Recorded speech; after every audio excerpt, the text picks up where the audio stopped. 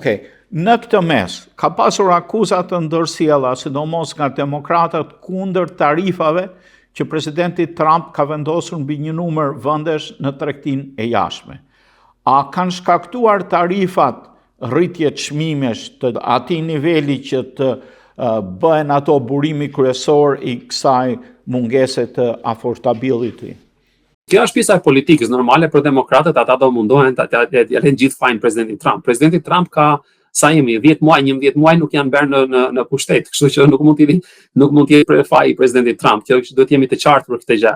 Ai ka kontribuar deri diku nëpërmjet tarifave dhe këtë e ka pranuar vetë, jo në mënyrë të drejtë për drejtë, patjetër, sepse politikanët rrallëherë pranojnë ato gabimet e tyre, le ta quajmë, apo kur ndodh diçka e keqe, por e ka pranuar sepse oqi po heq tarifat nga kafeja, po heq tarifa nga bananet, nga produktet që ne nuk I prodhojmë. Për çfarë arsye po hiqen këto tarifa? Që të bien çmimet me fjalët e tyre. Atëherë, tarifat I pas kanë rritur, sepse nëse ne I heqim dhe bien çmimet, kur I vum janë rritur çmimet. Pra, ata e kanë pranuar vetë dhe patjetër tarifat kanë dhënë një kontribut. Sa kontribut kanë dhënë nuk është ende e qartë, sepse ajo që ka ndodhur për momentin është një pjesë e tarifave, për momentin po përballohen nga kompanitë. Pra kompanitë nuk e kanë kaluar tarifat te konsumatori, jo të gjitha kompanitë, le të themi, te konsumatori, sepse ishte ajo që nuk e dim a do qëndrojnë tarifat, a nuk do qëndrojnë dhe faktorë të tjerë, për të cilat nuk ka nevojë të hyjmë në këtë moment, dhe domethënë kontributi nuk është aq I madh sa mund të shëqen në kushte të tjera, le të themi, por që patjetër kanë kontribuar tarifat dhe siç e thash, e ka pranuar vetë administrata, jo në mënyrë të drejtë për drejtë, por në mënyrë indirekte.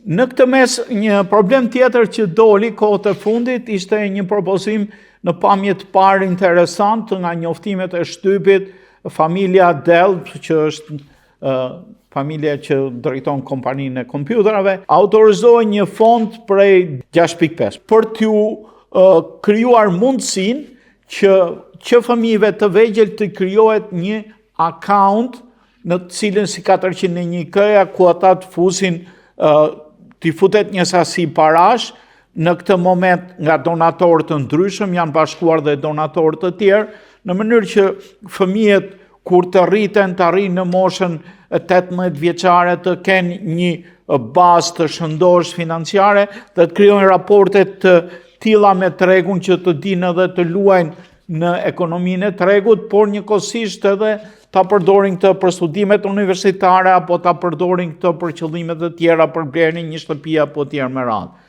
Si kjo ide duket shumë interesante, po a do ketë kaq shumë donatorë sa të japin gjithë fëmijëve këtë?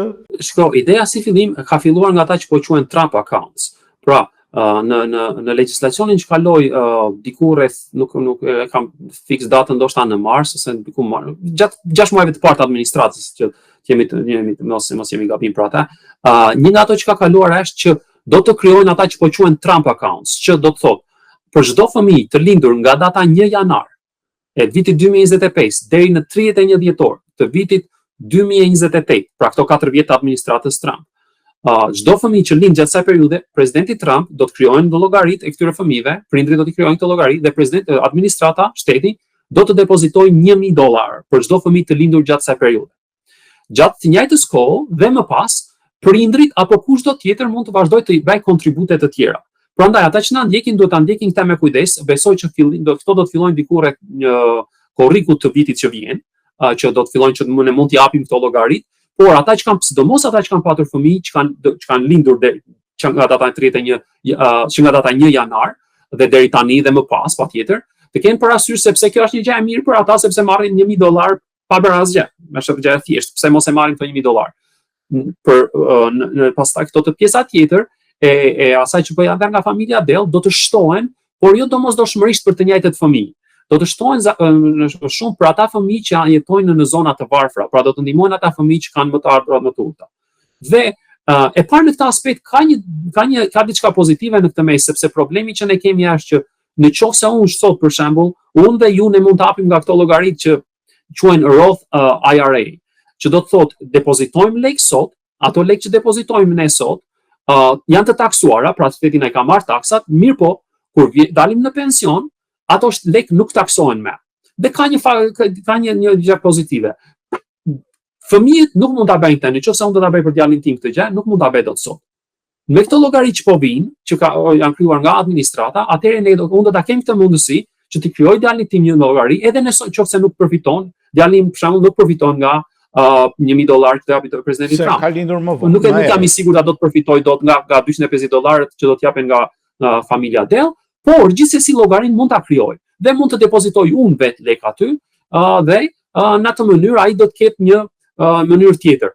Prandaj ka një efekt pozitiv deri diku, megjithatë duhet të kemi parasysh që disa nga këto llogari ekzistojnë dhe ata që na ndjekin duhet të marrin, duhet i përdorin këto kur kanë mundësi, sepse ka ato llogari që quhen planet 529. Dhe këto plane janë plane nëpërmjet të cilave ne mund të ruajmë para për fëmijët. Dhe ka shpesh shtetet japin edhe si thua edhe një ndihmë financiare, për shembull në shtetin e Indianës ku unë jetoj, të paktën kështu ishte deri vitin që kaloi, nëse unë vija $1,000, ata më ulnin taksat që do më merrnin me $200, pra 20%. Dhe ata që na ndjekin duhet të diskutojnë to me individët me të cilët me ata ndihmësit financiar, le të themi, këshilltar financiar, që të kenë mundësi edhe të përfitojnë nga këto gjëra, nëse do të ruajnë pak lek, përfitojnë edhe nga ana e taksave, ulen e pak e taksave, bën më të lek ruajtjen për fëmijët. Pra, për sa i përket shkollës, në të paktën në një pjesë të shteteve ekzistojnë planet të ngjashme. Por plani që presidenti Trump ka është që mund të përdoret edhe për gjëra të tjera ashtu si ju e thatë. Prandaj është një gjë pozitive deri diku, megjithatë unë nuk e shoh shumë pozitive për fshirjen e shtetit, sepse krijon një farë varësie nga individët. Ai thjesht mund të kishte krijuar këto llogari si mundësi për të dhënë për fëmijët. Për shembull, atë që ka me Roth IRA që mund ta bëj unë dhe ju, që punojmë, mund të na lejonte ta bënin edhe për fëmijët tanë. Dhe në këtë moment pjesa e daljes në pension mund të fillonja unë të ruaja lek për në pension për djalin tim që sot. Në atë. Prandaj kam edhe mënyra të tjera si thua më të ashtu. Megjithatë do të kemi parasysh presidentët punojnë shumë edhe për atë që quhet legacy, që kanë për emrin e tyre. Ai do që këta të mbeten të quhen Trump accounts dhe ky do jetë shumë e vështirë për këta për të hequr më vonë. Nuk ka administracion të heqë. Dhe do mbetet emri i tij domethënë. Po thonë që është ulë çmimi i karburanteve. Unë e shoh Michigan disa pika është $93, 2.75 diku, po shumica është ke niveli $3. Si është në Indiana? Pak a shumë një lloj është edhe këtu. Problemi është që ka rënë pak, por nuk është se ka një rënje drastike. Ajo që ndodh është, ajo unë po thoja sepse në disa shtete ka rënë pak më shumë, në disa shtete është $2, sepse varen në këtë mes shumë taksat e shtetit që ka. Dhe në disa shtete është $2. Dhe çfarë ndodh administrata? Në këto shtete dhe thotë, si më thoni ju që janë rritur çmimet, kur në disa shtete çmimi i naftës është në $2. Është politik domethënë. Kanë rënë disi, por nuk është se është ndonjë rënje drastike dhe nuk është se mund të thuash që kjo rënje mund t'i atribuohet shumë edhe administratës të presidentit Trump, sepse nuk është se kanë bërë ndonjë gjë aq të madhe që të binin çmimet, është çështje rregull. Atëherë në këtë mes ka një tendencë për affordability për të shkuar drejt ndihmës për publikun e gjerë, apo është argument politik, betejë politike? Unë nuk e shoh, nuk shoh qartësinë në atë që administrata do të bëjë. Në radhë parë, nëse ata kanë problema këtë affordability crisis që quajnë ta krizën e affordability, ata do të fokusohen dhe para punës tarifat krijon probleme në këtë drejtim. E dyta është një problem të madh që ne kemi sot është ajo që kemi folur edhe më parë, ka të bëjë me blerjen e shtëpive.